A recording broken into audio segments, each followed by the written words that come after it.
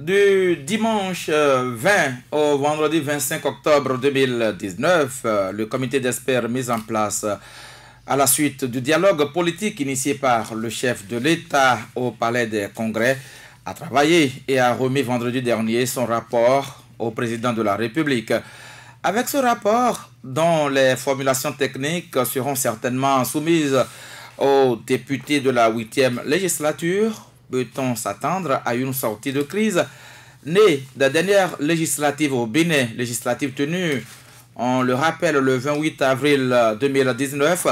C'est la question que nous posons ce soir aux débatteurs sur ce plateau. Saturne Diossou, vous avez suivi le comité d'experts remettre son document final au chef de l'État. Comme on le lui a demandé, 9 membres ont composé ce comité d'experts qui a travaillé et a fait une formulation technique. Voilà le thème qui est utilisé. Aujourd'hui, nous en sommes là. Vous parlez de comité d'experts.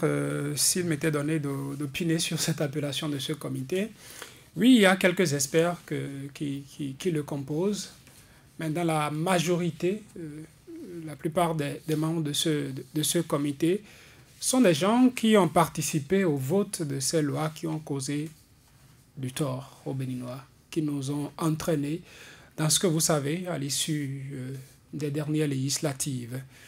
Si experts ils étaient, leur expertise devrait déjà parler.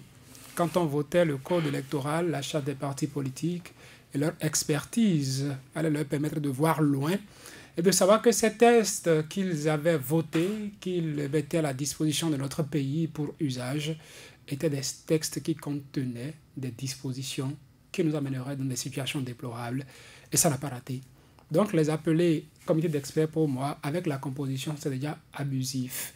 Et si ces experts, la plupart d'entre eux, comme je le disais, se sont trompés une fois, il n'est pas exclu qu'ils se trompent encore une deuxième fois.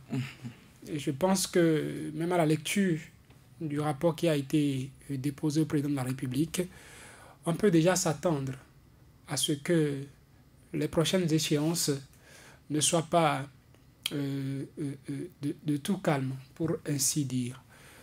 Parce qu'ils se sont réunis sous l'égide du professeur Dorothée Sosa, du professeur Victor Tokbanon, qui était facilitateur au premier round, le premier round étant le dialogue politique convoqué par le président de la République, avec les deux autres rapporteurs qui ont accompagné Victor Tokbanon dans ce travail, un du parti FCBE, je crois M. Sinzogan, oui, et l'autre qui est Orden Aladati. Et à ceux-là se sont ajoutés d'autres désignés par le président de la République et par le bureau de l'Assemblée nationale.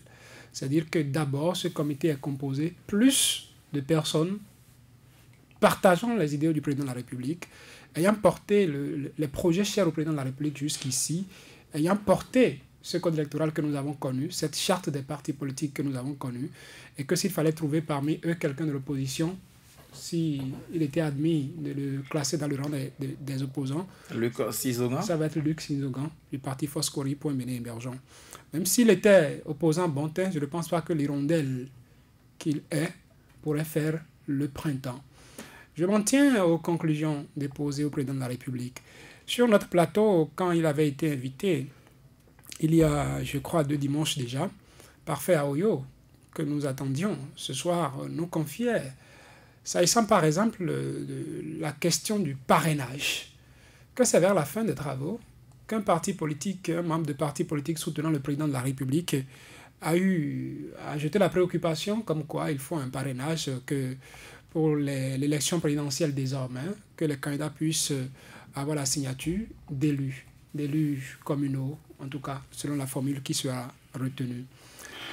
Il n'est pas étonnant de constater que dans les recommandations, en tout cas dans le travail, le rapport déposé par ce comité d'experts, il y a entre autres cette question qui a été abordée, qui pour moi n'était pas une question consensuelle, n'était pas sortie du consensus à l'issue du dialogue politique. Et puisqu'on est majoritaire à soutenir le président de la République dans ce comité d'experts, il n'est pas donc étonnant qu'à ce niveau, qu'on ait réussi à faire travailler sur des options qui ne sont pas des options consensuelles issues de ce dialogue politique, mais qui tiennent à un camp, qui tienne au président de la République, qui tienne à ceux qui le soutiennent. Et pour moi, cette question de parrainage pour l'élection présidentielle est une disposition qui, au rendez-vous d'élection présidentielle, peut nous amener dans des situations que nous ne souhaitons pas. Je voudrais m'en arrêter là d'abord pour permettre aux autres aussi de finir. Oui, et Ulrich Châtellerault, c'est quand même curieux qu'à la suite de ce dialogue politique, qu'on ait présenté le rapport, mais que beaucoup estiment tout de même que ça n'a pas tenu compte de tous les points de dialogue au niveau du Palais des Congrès, mais que personne n'en parle aujourd'hui. Nous en sommes au rapport de ce comité d'experts. Votre appréciation? Qu'est-ce qui a été dit lors du dialogue politique et qui aujourd'hui n'est pas pris en compte, ou qu'est-ce qui est fait aujourd'hui? Parce qu'il faut déjà commencer par nuancer les choses. On a parlé de recommandations, on a parlé de doléances. Les recommandations, c'est ce sur quoi les délégués, tous les représentants des partis politiques étaient tout de même d'accord. Ils se sont dit, écoutez, il fallait ceci, il fallait ceci, il fallait ceci. Les doléances, oui, les doléances parce qu'on n'a pas eu le consensus autour de ces points-là, mais il fallait, puisque nous étions en dialogue, il fallait nécessairement les inscrire. On a trouvé le vocable, il fallait les mettre donc dans les doléances. Les doléances, en réalité, c'est le chef de l'État qui regarde la situation, qui apprécie et qui donne finalement son point de vue. C'est le chef de l'État qui décide. C'est après le travail du comité technique? Maintenant, le comité d'experts, en réalité, quand on confie tout le travail, parce que il faut regarder, il faut interroger le cahier de charge de cette mission ou de ce comité-là, de ce comité d'experts-là, qu'est-ce qu'on leur a dit? Et c'est justement ce sur quoi je serais peut-être d'accord avec Joël Tchobé, quand il disait à l'époque, quand on faisait déjà le débat sur le dialogue qui a eu lieu au Palais des Congrès, comme quoi le système était, sinon le dialogue était déjà verrouillé. On savait ce sur quoi on allait parler. On avait parlé de la relecture des tests. On avait parlé de la loi sur la charte ou la loi sur la charte des partis politiques et la loi sur le code électoral. Voilà. Les deux lois devraient donc faire objet de toilettage. Donc c'était d'abord une rencontre pour toiletter les tests qui ont conduit à la crise née des dernières élections législatives. Donc ce n'était fondamentalement pas pour évoquer la crise, pour dire voilà, il y a eu crise, parlons de la crise. On veut régler en fait le problème entre griffes à la racine. On s'est dit, écoutez, il faut régler ce problème, sinon ça peut encore engendrer demain d'autres problèmes. Donc on s'est dit, attelons-nous à régler ce problème-là, à réviser les tests, à corriger, à toiletter les tests, que donc de chercher à réunir tout le monde autour d'une table pour parler donc de réconciliation. Ce n'était en réalité pas ça. Donc le cahier de charge de cette commission ou de ce comité d'experts-là, c'était simplement par rapport à tout ce qui a été dit, les recommandations, élaborer de façon plus claire, de façon précise, les termes ou ce qu'on doit faire ou les instructions à donner aux parlementaires pour qu'ils puissent agir. Lorsque les parlementaires agiront, on ne dira plus voilà, c'est une assemblée illégitime qui a procédé par exemple à la révision de la Constitution. C'est une assemblée monocolore qui a toiletté les tests. Non, on vous dira en réalité que ce toilettage émane de la volonté populaire, de toutes les formations politiques. De la classe politique béninoise. Oui, la classe politique. Mais écoutez, c'est la classe politique qui parle des affaires politiques. Ils sont là pour ça. Donc on vous dira que voilà, la classe politique dans son ensemble en tout cas a décidé. Il y a Saturnin Dossou qui disait tout à l'heure que bon, s'il faut parler de représentants au sein de ce comité-là, c'est peut-être, enfin, parlant des opposants, que c'est peut-être le représentant des Foscori pour un Bénin émergent. Il dit d'accord, mais il ne faut pas oublier, on vous dirait également que à ce dialogue politique, qu'il y avait 3 partis politiques de l'opposition. On vous dira qu'il y a 3 partis politiques de l'opposition et 5 de la mouvance présidentielle. Vous pouvez ne pas vous reconnaître dedans, mais le dialogue, il y a eu 8 partis politiques. Et ces 8 partis politiques, on a 3 de l'opposition et 5 de la mouvance. Donc c'est dire que tout était déjà taillé sur mesure. La commission doit, à partir de ce moment, faire ce qu'elle doit faire. Ou les experts réunis, c'est vrai que quand vous prenez ces experts-là, on peut se poser des questions par rapport à ces experts-là. Quel genre de questions posez-vous? Non, en quoi sont-ils experts? Ou qui a trouvé en tout cas ce côté ou cette qualité? Parce que il y a un invité qu'on a reçu sur ce plateau, je veux nommer Arimi Choubadi, qui disait s'il faut parler d'experts, qu'il y a peut-être 2 experts dans ce comité-là, les 2 professeurs. Donc, bon, les autres, ce sont des acteurs politiques. Des acteurs politiques qui se sont retrouvés par la suite dans ce comité-là pour donc accompagner les autres à donc libeller les choses. Donc, finalement, quand on parle du travail de cette commission, de ce comité d'experts-là, moi je trouve personnellement que c'est un comité chargé en fait de dire de façon plus précise ce qui a été déjà dit. Il n'y aura donc pas de nouveau. Il n'y aura pas... Bon, écoutez, tout le monde se demandait... On peut vouloir formuler de façon technique et aller au-delà des intentions de ceux qui ont fait les propositions au niveau du dialogue politique. Mais il y a effectivement l'esprit qui ont conduit aux recommandations. Donc, c'est dire qu'il ne faut pas également trahir l'esprit qui a conduit... Oui, qui a conduit effectivement à faire ces propositions-là. Donc, lorsque vous restez dans le contexte, lorsque vous restez dans l'esprit ayant conduit les dialogues, c'est pourquoi il fallait le facilitateur et les rapporteurs, pour que effectivement qu'on puisse tenir compte de tout ce qui a été dit. Pour le chef de l'État, il ne fallait pas sortir de la ligne tracée, c'est-à-dire de ces réformes. En d'autres termes, est-ce que au nombre des membres faisant partie de ce comité d'experts, si on extirpait les politiques, ça pourrait faire l'affaire, selon vous? Je dirais, il y aura toujours un problème. Il y aura un problème parce que lorsqu'on parle de dialogue, il faut que les 2 parties en conflit, sinon les parties en conflit, puissent déjà s'entendre sur ceux-là qui vont pouvoir parler en leur nom ou ceux-là qui vont conduire les travaux. Mais ce n'était pas le cas. C'est le chef de l'État qui a désigné, enfin, ces 2. Donc, déjà, le problème commence là. On se dit certainement qu'ils vont, pour une question de fidélité, de loyauté, ils vont vouloir donc respecter la vision, la volonté du chef de l'État. C'est dire que lorsque vous estimez effectivement les hommes politiques, il va se poser un autre problème. C'est dire que, mais regardez, je vous donne un simple exemple. Comment est-ce que le premier rapporteur, je veux parler, voilà, Victor Topano, comment il a présenté le rapport avec beaucoup de délicatesse, beaucoup de gants, et monsieur le président, c'est votre impression. Ce n'est pas des exigences, ils m'ont chargé de vous dire avec beaucoup plus de... Ils ne m'ont même pas dit de vous dire tout ceci, mais voilà, donc on a vu avec le comportement, la façon donc de dire les choses. Vous semblez dire que Victor Topano était gêné dans la présentation du rapport? Gêné, non. Pourquoi gêné? Ou bien gêné dans le rôle qui était le sien? Il se demandait vraiment, parce que, effectivement, comme l'aurait dit l'autre, c'était le Dieu qui était là. Il fallait donc vénérer, il fallait donc... bon, voilà. Joël Togbé, la composition de cette équipe, une équipe d'experts ayant eu la mission de faire des reformulations techniques, des conclusions issues de ce dialogue politique continuent toujours de faire couler d'encre de salive.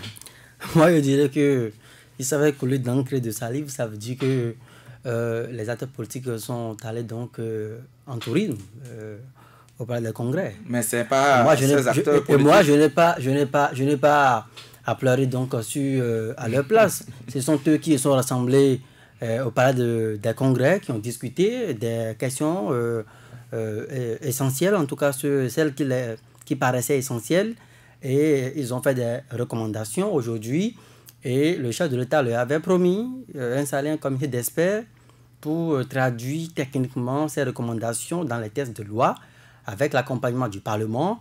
Et ça a été fait. Le chef de l'État a tenu parole et vous l'avez vous-même rappelé. Si depuis que le débat s'est ébruité, on n'écoute personne, en tout cas ces délégués qui se sont rassemblés pendant 3 jours au palais, vous n'avez pas encore entendu, ne serait-ce que une des parties présente donc à ce dialogue venir démentir ce qui se fait jusqu'ici. Alors, ça voudra dire que qui ne dit rien, constant comme on le dit. Donc, ce n'est pas... Moi, je ne veux pas jouer ce rôle ce soir, pleurer donc à leur place. S'ils ont des choses à dire, s'ils sentent que ce qui a été dit au palais les 10, 11 et 12 octobre, ce n'est pas ce qui est respecté, ils sont libres, encore une fois, de prendre d'assaut, voilà, les médias, l'espace public pour expliquer donc au peuple que ce qui se fait à la suite donc de ce dialogue-là, c'est peut-être une trahison par rapport donc à l'esprit, puisque Loïc donc évoquait le mot, par rapport donc à l'esprit qui a prévalu ou bien qui a présidé les travaux. Peut-on dire qu'ils sont dans l'attente des résultats finaux? Non, mais il n'y a pas... des travaux qui se mènent pour dire maintenant que nous ne sommes pas d'accord, que ce n'est pas ce qui avait été dit. Non, c'est ce que je vous dis. Il n'y a pas d'attente des résultats finaux à faire. Parce que jusqu'ici, le chef de l'État a rencontré les parlementaires, le bureau de l'Assemblée dans un premier temps. Après, ils étaient tous dans le pays. On n'a pas voyagé. Hein. Vous et moi, nous sommes dans le pays. Eux aussi sont dans le pays. Ils dorment dans les maisons, nous dormons dans les maisons. Ils ont certainement les informations. Nous également, nous avons les informations. Donc, ils sont dans le pays. Vous ne me direz pas que les 12 délégués, tout au moins, si je ne veux pas exagérer pour dire les 30, si même je suppose que sur les 12, tous sont voyagés du pays, ils sont coupés donc des canaux de communication. Au moins, il y a au moins un seul. Quand même, il y aura forcément un seul des acteurs qui sera informé. Donc, c'est devant eux qu'on a installé, d'abord, on a désigné les membres de ce comité d'experts chargés de la reformulation technique des recommandations du dialogue politique. Donc, sur le profil, moi, je ne veux pas encore même faire ce débat sur le profil. Le profil de ceux qui ont été désignés, mais encore une fois, il revenait aux délégués à ce dialogue de contester les profils. Mais s'ils n'ont pas contesté les profils, ça voudra dire que quoi? Ils s'inscrivaient dans la logique qui a prévalu, leur présence, qui a sous-tendu, allais-je dire, leur présence au dialogue politique initié par le chef de l'État. Donc, à mon sens, ce débat, aujourd'hui, c'est un débat, encore une fois, qui suit une même courbe, comme on le dirait. On était d'accord pour aller au dialogue, donc nous sommes d'accord jusqu'à la fin du processus. Et je vous le dis, je ne vous le rappelle plus, à la fin du dialogue, tous les acteurs politiques présents étaient contents. À la fin, étaient contents. Pour moi, qui ai eu l'opportunité de pouvoir visualiser de plus près leur visage à la fin du dialogue, ils étaient contents. Ils étaient contents et les impressions étaient bonnes. Ils l'ont exprimé sans embâche, sans ambiguïté. Donc, je suis d'accord pour aller au dialogue. Cela suppose que je prête foi aux paroles du chef de l'État et j'assume le processus jusqu'à la fin. En tout cas, c'est ce que je dégage de façon sommaire de leur silence jusqu'ici.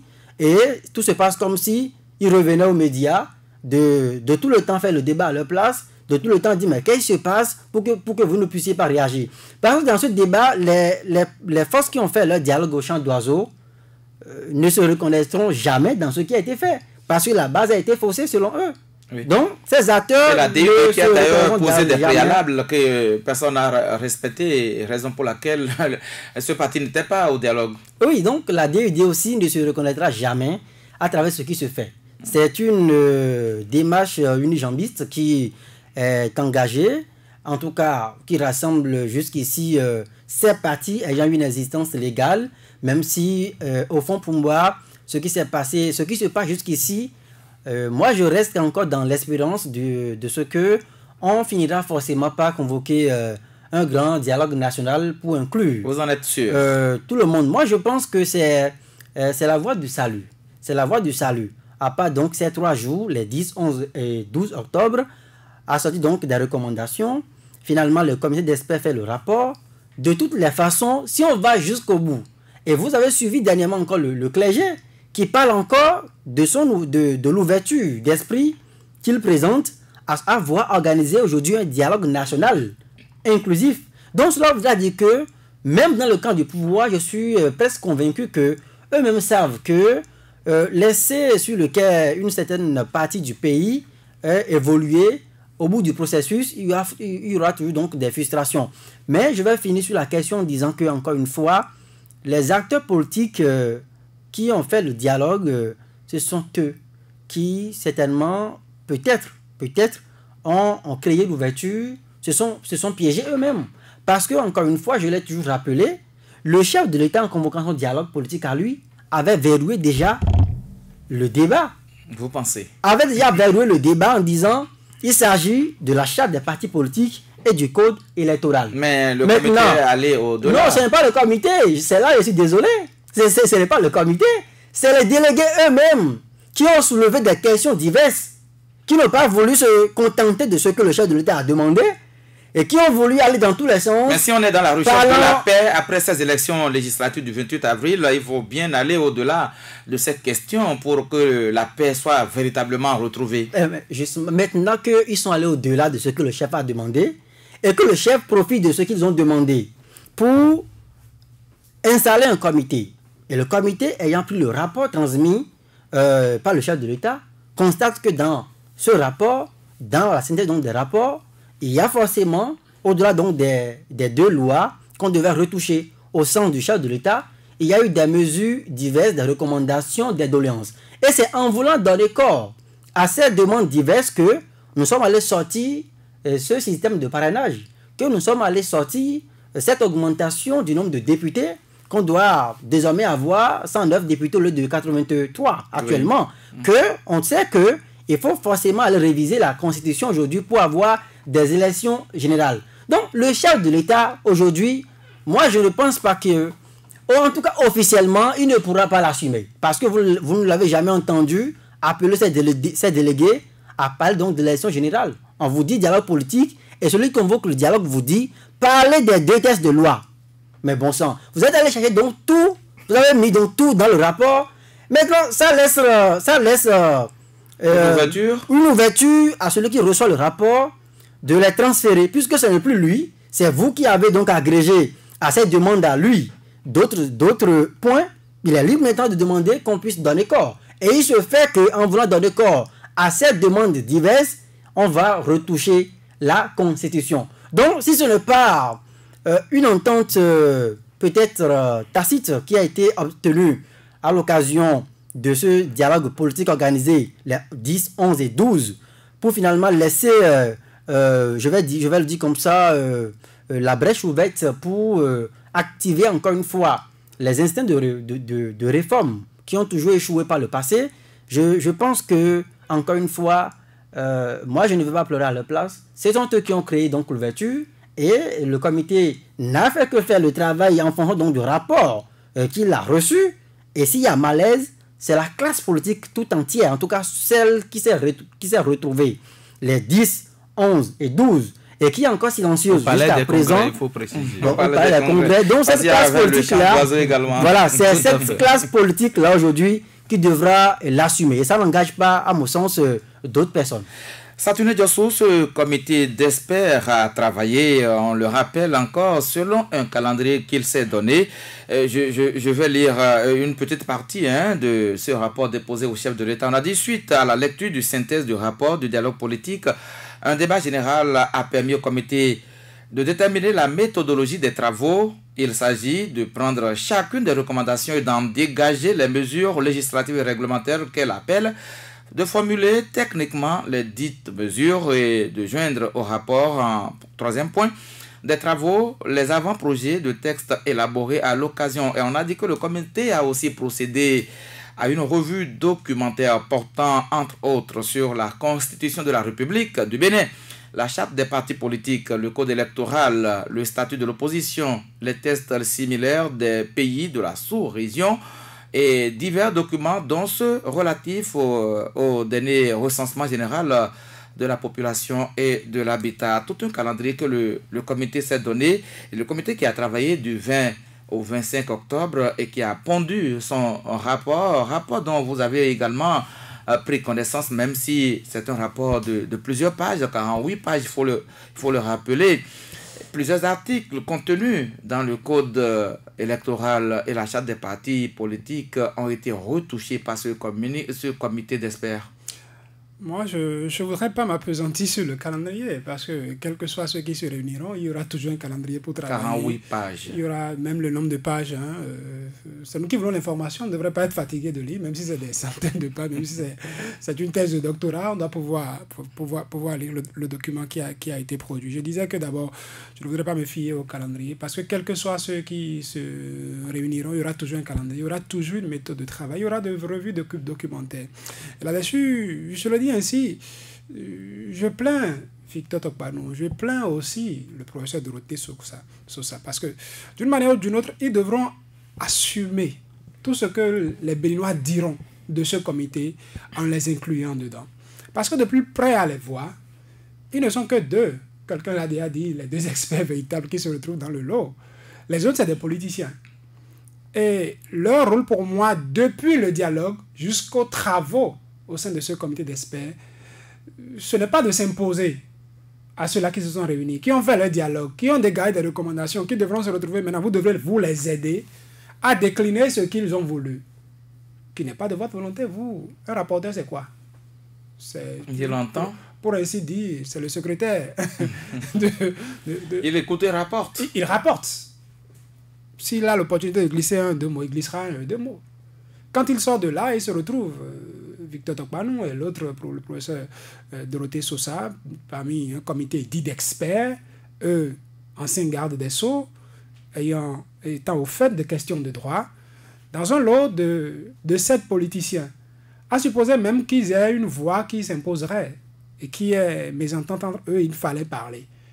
Est-ce que eux deux, ceux qui retiendront, seraient retenus comme consensuels dans un comité de 9, ou est-ce que 7 retiendront qui paraîtra quelque chose de consensuel et qui sortirait? Et donc, ils doivent assumer jusqu'au bout ce que les gens diront à propos. Sur le fond, moi, il me pose la question de savoir, à la lecture de ce qui s'est dégagé, je disais tout à l'heure que la plupart de ceux qui ont composé ce comité d'experts s'étaient déjà trompés une fois en nous dotant des textes qui nous ont conduits dans des situations déplorables. Pour une première fois au Bénin, on a connu des choses qu'on n'avait jamais vécues. Des élections sont passées. Il y a eu des soulèvements. On a connu des morts d'hommes et tout ce qui a suivi. Et aujourd'hui, je disais que je vois déjà dans ces textes qu'on propose aujourd'hui des dispositions qui nous amèneront plus tard à des situations pas de calme, en tout cas, qui ne seront pas sans revendication. Pour moi, en tout cas, je souhaite être démenti. Je voudrais prendre d'abord tout ce qui a posé problème avant les législatives.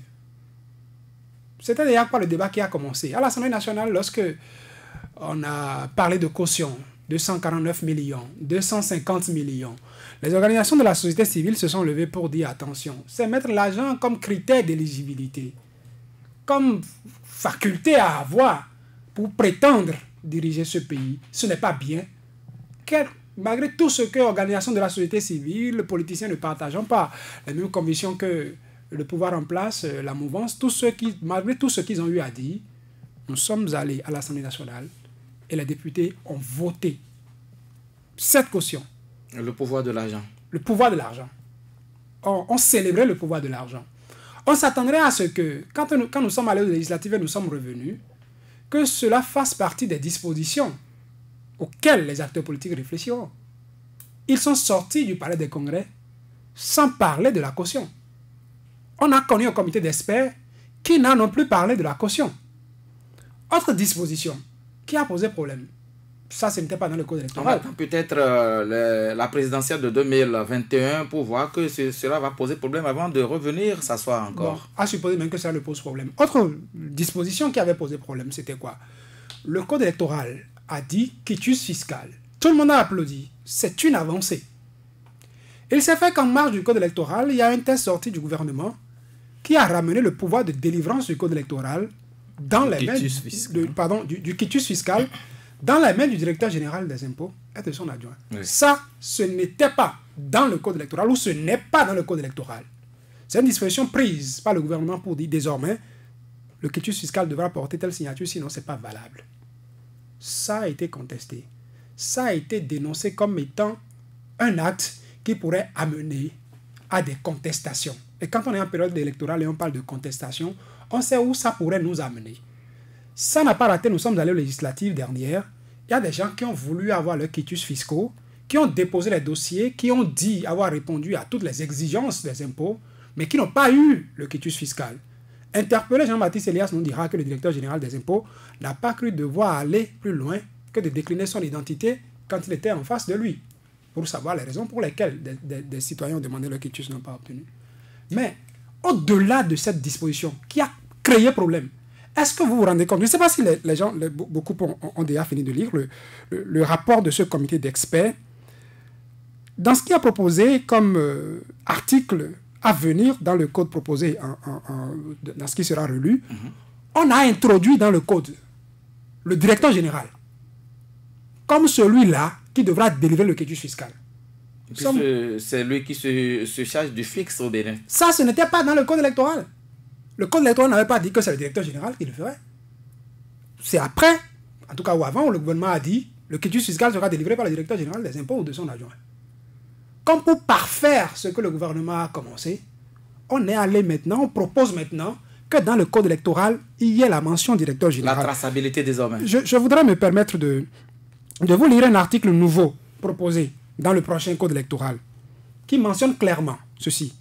Le directeur général des impôts est tenu de délivrer le quitus fiscal à tout candidat dont la situation fiscale présente un solde égal à 0 dans les 15 jours qui suivent la réception de la demande.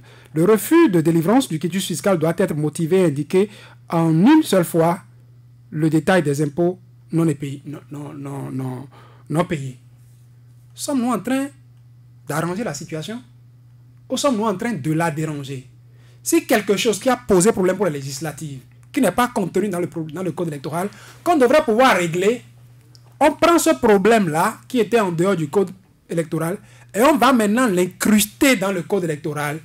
Qu'est-ce que ça va donner pour les prochaines fois? Je crois que nos politiciens, ils sont là. Il faut qu'ils réfléchissent à ça.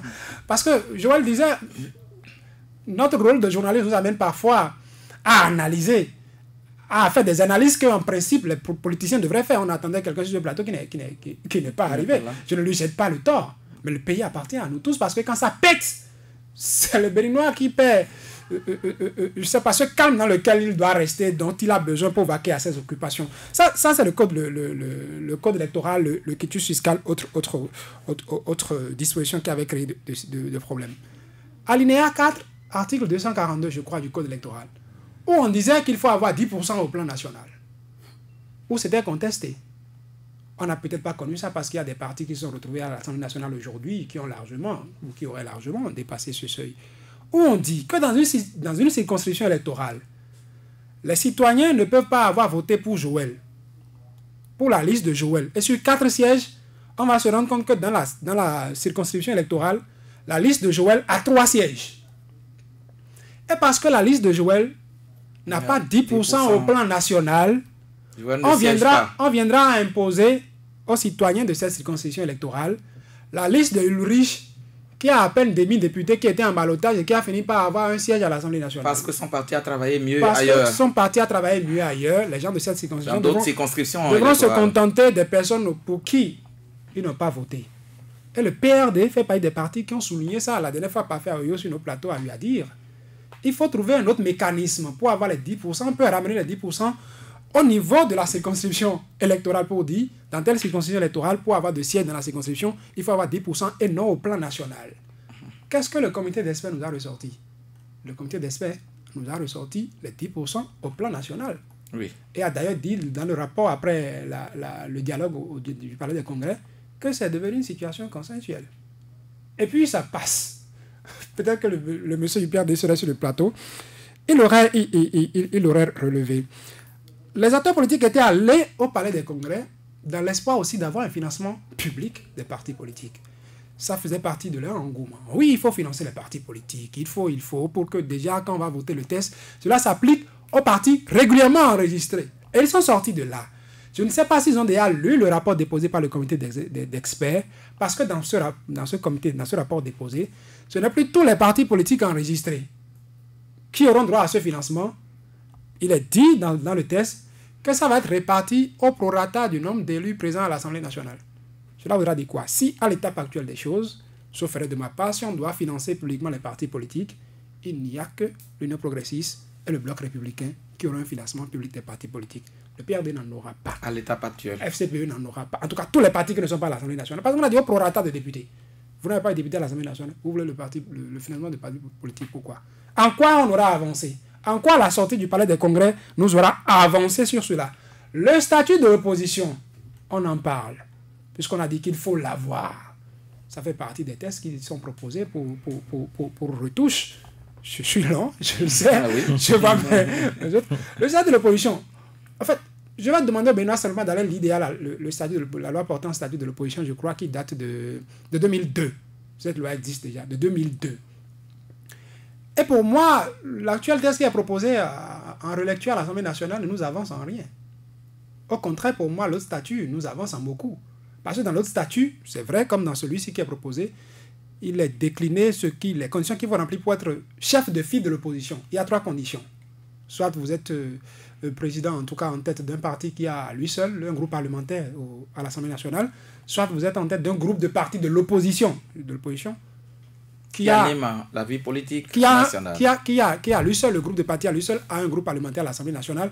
Soit vous avez un parti politique qui, en dehors de l'Assemblée nationale, a pu, dans l'ancien test, c'est 10%, réunir 10% d'élus communaux sur le territoire national. Mais dans l'actuel test, on a porté le pourcentage plus haut. On a quitté 10%, on a ramené ça à 15% dans le test qui est proposé en relecture. Et puis, contrairement à l'ancien statut, en tout cas l'actuel, puisque ça n'a pas encore été révisé, oui. Statut des partis politiques de l'opposition, portant statut de l'opposition, qui dit que les chefs de file de l'opposition désignent en leur sein, c'est ce que dit l'actuel test, les chefs de file de l'opposition désignent en leur sein un porte-parole. Et s'arrête là, je crois, à la fin du titre 2 de l'actuel test. Mais ce qui est proposé en relecture, c'est quoi? Critères d'âge, il faut désigner le plus âgé quand il y aura le même nombre d'élus communaux, de députés et tout ça et tout ça. Et pour finir, c'est désormais le gouvernement qui va, en conseil des ministres, prendre un décret pour nommer le chef de l'opposition qui aurait rempli les conditions. Sommes-nous en train d'avancer ou sommes-nous en train de régresser? Les élections générales, je me demande si le PRD se retrouverait par exemple dans ce qui est en train d'être fait. Parce que le PRD dit 2020, l'actuelle législature qui est contestée, écourtant le mandat pour permettre à ce qu'on tienne les communales et les locales en 2020. C'est vrai qu'ils disent, bon, question d'échéance, on pourrait voir après. Mais nulle part dans le travail qui a été fait par le comité des experts, on allait sentir une remise en cause de mandat de l'actuelle législature parce qu'elle serait partie d'une situation décriée d'illégitimité. Mais tout est réuni pour qu'on ait ce tableau que vous nous présentez. Ben, on parle d'élections générales, soit dans l'horizon 2021, ou en tout cas, il y a 3 possibilités, 2020, 2021, 2026. Et le comité d'experts a décliné chaque avantage, chaque inconvénient à aller dans tel ou dans tel autre sens. Donc, quand moi je vois le tableau en gros, je ne sais pas en quoi on aurait évolué. Au contraire, pour moi, il y a des actes de regret. En tout cas, dans le code électoral, on peut citer quelques avancées. Hein. Quand on dit, oui, il faut retourner à la Sénat pour retoucher aux listes, quand ce serait possible, ce sont des avancées. Dans la charte des partis politiques pour déclaration, le ministère de l'Intérieur est tenu désormais de faire les choses dans certaines. Ce sont des avancées. Mais quand on mesure les avancées par rapport à des actes, des dispositions contenues à proposer aujourd'hui, qui pourraient nous amener des problèmes plus tard, il y a de quoi dire comme quelqu'un. Ulrich Chatindeo. Et l'article 8 de ce rapport indique qu'il est considéré comme chef de l'opposition, chef de file de l'opposition, désigné en son sein le parti politique déclaré dans l'opposition ayant le plus grand nombre de députés à l'Assemblée nationale à l'occasion des dernières élections législatives. Est-ce qu'on pourra avoir un chef de file de l'opposition au vu de la configuration politique aujourd'hui de cette Assemblée nationale, dernière législature ou dernière législative? Et je crois que c'est la raison d'ailleurs pour laquelle il fallait nécessairement que les autres forces ou les autres acteurs politiques qui se sont retrouvés de l'autre côté du champ d'oiseaux, les 10, 11 et 12, devraient également participer à ce que nous disons. Parce que ne pas participer, justement, cela pourrait également nous amener dans d'autres situations. Après, on ne le souhaite jamais. On ne cessera jamais de le dire. Après les événements du 1er du 2, le chef de l'État a dit plus jamais il y aura ceci, il y aura cela. Mais on a vu également des élans, des actes qui quand même ont poussé des citoyens à se rebeller, à résister aux forces de l'ordre. On a vu plusieurs actes qui plus tard sont donc arrivés. C'est dire que le problème n'est pas totalement résolu. Et moi, je crains personnellement pour 2021. Nous ne sommes pas là pour donc semer la peur. Mais il y a 2020 déjà avec les communales. Non, 2020 peut passer comme une lettre à la poste. Mais 2021, attendez pour voir ce qui va se passer. Enfin, ce n'est qu'une impression.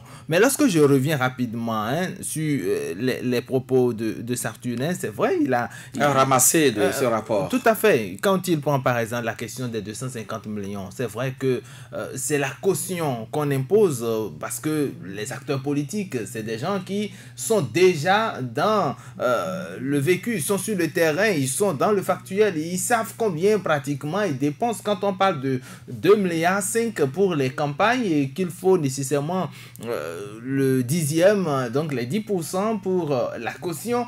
Ils trouvent en tout cas que c'est normal. C'est parce que peut-être nous qui sommes loin, on se dit écoutez, 250 millions, mais c'est quand même beaucoup. Nous oublions peut-être combien les gens dépensent pour les élections. C'est dire que on pouvait, c'est vrai, on aurait même souhaité, parce qu'il y a des gens qui sont capables ou qui ont des visions pour ce pays et qui n'auront peut-être pas les 250 millions pour donc déposer, aller à une élection. Si nous ne sommes pas revenus là-dessus, c'est qu'ils sont d'accord avec cette proposition. Qui sont ceux qui sont d'accord? Qui sont ceux qui ne sont pas revenus? Il y a des gens qui continuent de dire jusqu'à ce jour que tout ce qui se fait ou tout ce qu'on prend, toutes les décisions, et Sartunin l'a rappelé tout à l'heure, ceux qui ont causé ou qui ont pondu ce test ou ces tests qui nous causent aujourd'hui problème, c'est encore à ceux-là qu'on a remis les mêmes tests pour les corriger.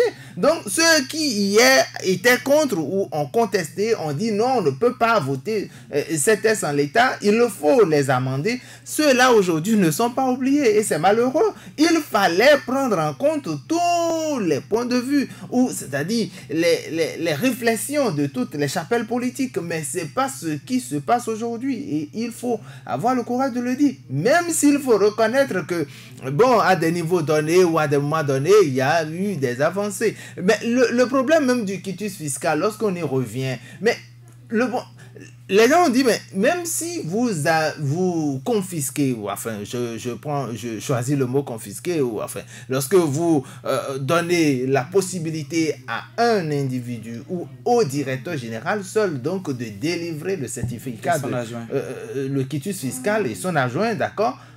Mais ça ne nous gêne peut-être pas parce que nous savons que nous allons aux élections et nous serons à jour par rapport au fisc. Maintenant, lorsque nous serons à jour et que nous n'aurons pas nos quelles sont les actions qu'il faut mener contre ce directeur, n'est-ce pas? Mais c'est de ça qu'il est question, c'est de ça qu'il s'agit. Donc, je pense qu'il doit y avoir d'autres précisions par rapport à ces tests-là. C'est pourquoi je dis il faut que ceux-là qui ont contesté hier, qu'ils soient là pour dire également leur grief, pour apporter d'autres réflexions, parce que la réflexion, Joël a utilisé le mot unijambiste tout à l'heure, mais c'est exactement ça. On attendra encore, Ulrich Atindéo, l'évolution de la situation. Le rapport a été déposé au chef de l'État, Joël Touré. Non, mais rien ne changera. Est-ce qu'avec la situation actuelle, on pourrait finalement aller à la paix au Bénin? La paix se trouve encore une fois dans un dialogue inclusif. Et c'est pourquoi moi, encore une fois, comme je l'ai dit, je reste convaincu que ce qui s'est passé les 10, 11 et 12 octobre passé, peut-être c'est un dialogue préparatoire, puisque eux-mêmes l'ont dit, c'est un processus. Donc, moi, je reste dans l'espérance que, avec tout ce que nous vivons déjà, avec les récriminations contre la procédure, avec déjà des crimes qui sont soulevés par rapport même aux propositions faites par ce comité d'experts, qui, pour les uns, ne va qu'envenimer la situation, et pour les autres, la même, qui ont voté donc les lois hier et qui nous ont causé donc du tort, qui continuent donc de les défendre au sein de ce comité. Je pense que quand on fait le point de tout ça, le chef de l'État lui-même est convaincu, doit pouvoir admettre que aujourd'hui la voie de la paix réside dans la convocation d'un dialogue inclusif. Et si on avait eu un dialogue inclusif, c'est sûr et certain que ces points sur lesquels on revient ce soir, où on parle des différents points qui vont encore plus créer de problèmes de crise demain, de préparer encore d'autres crises, je pense qu'on aurait déjà trouvé la solution consensuelle et la lever. Mais comme on ne l'a pas fait, encore une fois, c'est la base peut-être qui est un peu faussée.